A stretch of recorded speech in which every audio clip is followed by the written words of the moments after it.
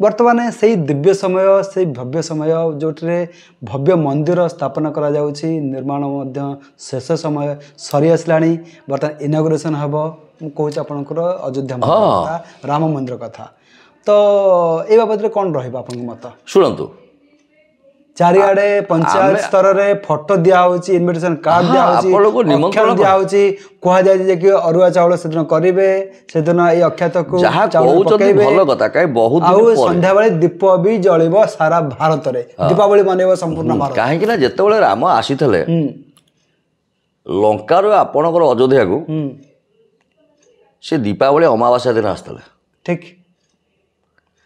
जो आपण कहउछन से ना दीपावली आमे दीप प्रबल जालुचे कोन पाई ना केवल रामकर प्रत्यागमन पाए सी पुणी जेबे आसीथले सेदिन गोटा मुहूर्त था तार ना होची अभिजित मुहूर्त किंतु से अभिजित मुहूर्तटा केते हजार वर्ष परे पड़ी जो दिन पड़ी से राम आसुचंदी जदि राम आसुचंदी मर्त्यपुर को लंका आसते श्रीलंका आसीते अभिजित मुहूर्त किंतु आज अभिजित मुहूर्त आमर रामलाला प्रतिष्ठित होउचंदी बढ़िया कथा जहा हो बहुत दिन गोटे आशा आम मानकर आम हिंदू मानकर थरे मु कहिछि हिंदू शब्दर अर्थ हि अर्थ हिमांशु हिमांशु होचंदी सूर्यंकर गोटे नाम हिमांशु ये तो सहज सूर्यवंशी ना ठीक ठीक ठीक सूर्यवंशी राम सूर्यवंशी नुह कि ठीक जदि हिमांशुर गोटे आद्य अक्षर आम हिटा को नेले इंदु अर्थ चंद्र सूर्य चंद्र को तले ए शशागरा पृथ्वी रे जी रहिले समस्ते हिंदू बाबा जेते जीव जगत जहा रहिला किंतु आज आमे सब विभिन्न धर्मावलंबन भितर होइछे किंतु आद्य गोटे पिला जे कौन सी घरे जन्म होता ना कहे से कुआ कहे पिलाटी जन्म है पर जे कौन सी कूल जे कौन सी घरे से जन्म होता ना कहीं से कुआ कह ठीक कुआ शब्दर अर्थ होची कोहंग कोहंग कोहंग मु कोठी थली कोठी आसिली मु किए किंतु सेठी तमर अन्य नाम को धरे नहीं से कहे कुआ किए केते प्रकार कौन कहे से आमर कि जाए आसे ना तेणु जहा हो आज परम मर्यादा पुरुष राम जितेबाला आम मर्त्यमंडल को आम अयोध्या को पुणी जमती लंका यात्रा श्रीलंका यात्रा पर आसीते बर्तमान 500 वर्षर यात्रा समापन करी पुनर्बार आसुचंती आमे मध्य कहूतला आगु निर्भीक तु नितजना मई स्वर्ग वंशी धर्माचरतु बदतु सत्य निष्पापिप हेउ भुवने चयप्य संस्थापित हेउ भुवने राम राज्य एक कथा आम सब जगह कहीचु आमर यज्ञ शेष अक्षत पकेला बेले आज से राम आसीचंती तांको पाद तले अनंत कोटि प्रणाम करी आजिर आपण मानक पाखरे जो संक्षिप्त आलोचना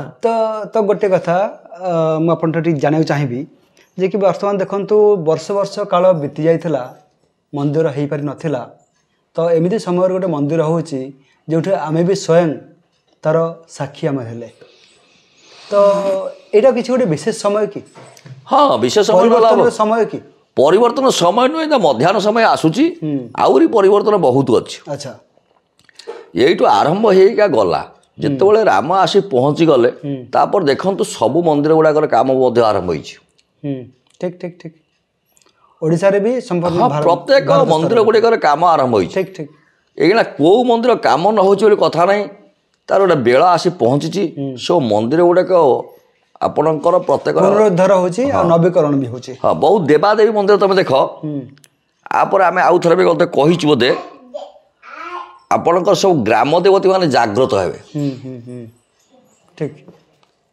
एपर्यंत ग्राम देवती जागृति कोठी हेई ना अच्छा से जागृत हेबे ତେଣୁ ତାଙ୍କର ଗୋଟିଏ ନାମ ହେଉଛି ଜାଗ୍ରତ ଗୌରୀ ଗ୍ରାମ ଦେବତୀ ଜାଗ୍ରତ ଗୌରୀ ଆଚ୍ଛା କିନ୍ତୁ ଆମେ ତାକୁ ଅପଭ୍ରଂଶରେ ବହୁ ଜାଗାରେ କହିଛେ ଜାଗୁଲେଇ। ଆଚ୍ଛା ଆଚ୍ଛା ଏଇଟା ସମୟକ୍ରମେ ଏଇଟା ଅପଭ୍ରଂଶ ହେଇଛି ତା ନାଁଟି।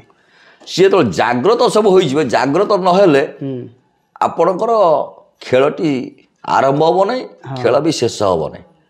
ଖେଳଟା ଆରମ୍ଭ ତ ହେଇନାହିଁ, ଖେଳ ଆରମ୍ଭ ହେଇଯିବ, ଖେଳ ଆରମ୍ଭ ହେଲେ ତ ପୁଣି ଶେଷ ଗୋଟେ ପରୀକ୍ଷା ଦେବେ, ଆଗ ପରୀକ୍ଷା ଦେବେ ଆମର ଏଇ ମାଳିକା ବାଲା ସବୁ।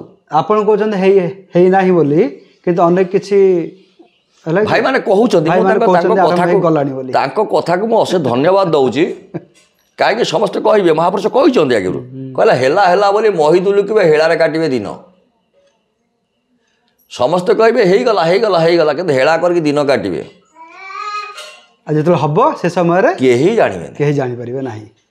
ଭଲ କଥାଟା ଆପଣ କହିଲେ। ଆଜି ତ ଦେଖନ୍ତୁ ସମସ୍ତେ କହିଲେ ପ୍ରଭୁ କଳିକି ଜନ୍ମ ହେଇଗଲେଣି, ମୁଁ ତାଙ୍କ କଥାକୁ ଗ୍ରହଣ କରୁଛି। ତାଙ୍କୁ ସେ ଭାଇଙ୍କୁ ପଚାରିବ ରାମ ଜନ୍ମ ହେଲା ବେଳେ କେତେ ଜଣ ଲୋକ ଜାଣିଥିଲେ? ଯେତେବେଳେ ମର୍ତ୍ତ୍ୟପୁରକୁ ତ୍ରେତୟା ଯୁଗରେ ରାମ ଆସିଲେ କେତେ ଜଣ ଲୋକ ଜାଣିଥିଲେ? ଗୋଟେ କଥା ଅଛି ଯେ କି ଯେତେବେଳେ କୃଷ୍ଣ ଜନ୍ମ ହେଲେ ବୃହସ୍ପତି ଆଉ ମର୍ତ୍ତ୍ୟରେ ଶାରଦେଇ ସେମାନଙ୍କ ବ୍ୟତୀତ ଆଉ ଯେତେବେଳେ କୃଷ୍ଣ ଜନ୍ମ ହେଲେ ମର୍ତ୍ତ୍ୟପୁରକୁ ଆସିଲେ କୃଷ୍ଣ ଆମର ଇଏ ଘରେ ଜେଲରେ କାରାଗାର ମୁଁ ଜେଲ ତାକୁ କହିଦେଲିଣି ଆଉ। ଠିକ ଠିକ। ଆଉ ସେତେବେଳେ ସେ ଜନ୍ମ ହେଲେ ସେତେବେଳେ କେତେ ଜଣ ଲୋକ ଜାଣିଥିଲେ ଭଗବାନ କୃଷ୍ଣ ଆସିଛନ୍ତି? କରେକ୍ଟ କେହି ଜାଣିନଥିଲେ, ଲୀଳା କଲାରୁ ସମସ୍ତେ ଜାଣିଲେ। ଆଉ ବର୍ତ୍ତମାନ କଳିକି କେମିତି ଜନ୍ମ ହେଇ ପଇଲେ କେହି ସମସ୍ତେ ଜାଣି ପକେଇଲେ?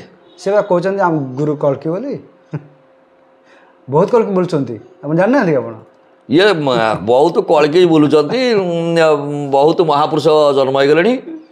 ଆଉ କିଏ କେତେବେଳେ କହୁଛନ୍ତି ମୁଁ ଅନନ୍ତ, କିଏ କହୁଛନ୍ତି ମୁଁ ଯଶବନ୍ତ, ସମସ୍ତେ କହିବେ ଆଜ୍ଞା ପ୍ରଭୁ ଜନ୍ମ ହେଇଗଲେଣି, କିଏ କହିବେ ମହାପୁରୁଷ ଜନ୍ମ ହେଇଗଲେଣି। ଆଗ ଦେଖନ୍ତୁ ଭକ୍ତ ନ ଆସିଲେ ପ୍ରଭୁ ଆସିବେନି। ତ ଅଛନ୍ତି ବା ସେ ଜଣେ କିଏ ପଣ୍ଡିତ ଜୀ ଅଛନ୍ତି, ସେ କହୁଛନ୍ତି ତାଙ୍କ ପୁଅ କଳ୍କି ବୋଲି ହେଇଥିବେ। ଆଉ ସମସ୍ତେ କହିବେ 12 ଅଛୁତିରେ ହୋଇବ ମେଳ, 13 ଅଛୁତିରେ କଳିକି ଖେଳ। ଠିକ ଆଉ ଜଣଙ୍କୁ ମୁଁ ଏବେ ପଚାରୁଥିଲି, ମୁଁ କହିଲେ ସେ ସ୍ୱୟଂ ଇଏ ମୁଁ ହେଇଥିବେ ନ ହେଇଥିବେ ବୋଲି କଥା ନାହିଁ, ସେ ସ୍ୱୟଂ ଜନ୍ମ ହେଇ ପଇଲେ ଆସିଲେ ମନା ନାହିଁ। ଆଉ ଆମେ ଖାଲି ତାକୁ ଜାଣିବା ଇଏ ଅମୁକ ଜାଗାରେ ଅମୁକ ଲୋକଟି ଜନ୍ମ ହେଲେ, ଆଗ ପ୍ରଥମ ଜନ୍ମ ହେବେ ରାକ୍ଷସ। ମନେ ରଖିଥାଉ ସତ୍ୟ ବାବୁ, ରାକ୍ଷସ ଜନ୍ମ ନହେଲେ, ପ୍ରଭୁ ଆସିବେ ନାହିଁ। ଭକ୍ତମାନଙ୍କ ପ୍ରତି କଷଣ ନହେଲେ ପ୍ରଭୁ ଆସିବେ ନାହିଁ। ଆଚ୍ଛା।